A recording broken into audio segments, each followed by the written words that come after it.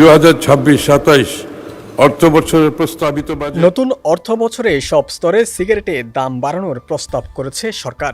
2026-27 অর্থ বছরের প্রস্তাবিত বাজেট উপস্থাপন করেছেন অর্থমন্ত্রী আমির খসরু মাহমুদ চৌধুরী। স্পিকার, বৃহস্পতিবার বিকেল ৩টায় জাতীয় সংসদে আগামী অর্থ বছরের জন্য 9,38,000 কোটি টাকার বাজেট উপস্থাপন করেন তিনি। এ সময় তিনি বাজেট বক্তৃতায় সিগারেটের নতুন দাম ঘোষণা করেন। রাজস্ব সম্ভাবনা ও স্বাস্থ্য ঝুঁকির সর্বোচ্চ সমন্বয় করতে অর্থমন্ত্রী তামাক ও তামাকজাত পণ্যের ক্ষেত্রে এই প্রস্তাব করেন।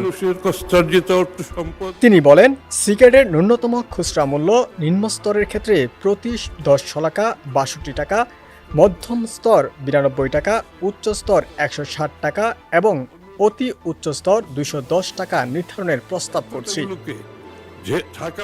বর্তমানে 10 শলাকার এক প্যাকেট নিম্নস্তরের সিগারেটের মূল্য 60 টাকা। সেই হিসেবে এই স্তরে দাম বাড়তে যাচ্ছে 2 টাকা। মধ্যম স্তরের 10 শলাকার সিগারেটের বর্তমান দাম 80 টাকা। 92 টাকা হলে 12 টাকা বাড়তি গুনতে হবে ভোক্তাদের। উচ্চ স্তরের সিগারেটের বর্তমানের প্রতি প্যাকেটে দাম পড়ে 140 টাকা। এই স্তরে বাড়তে যাচ্ছে 20 টাকা। বাজেটে সবচেয়ে বেশি দাম বাড়ানোর প্রস্তাব করা হয়েছে প্রিমিয়াম বা অতি উচ্চ স্তরের সিগারেটের ক্ষেত্রে। এই স্তরে 10 শলাকার সিগারেটের দাম 185 টাকা থেকে 25 টাকা বাড়ানোর প্রস্তাব দিয়েছেন অর্থমন্ত্রী।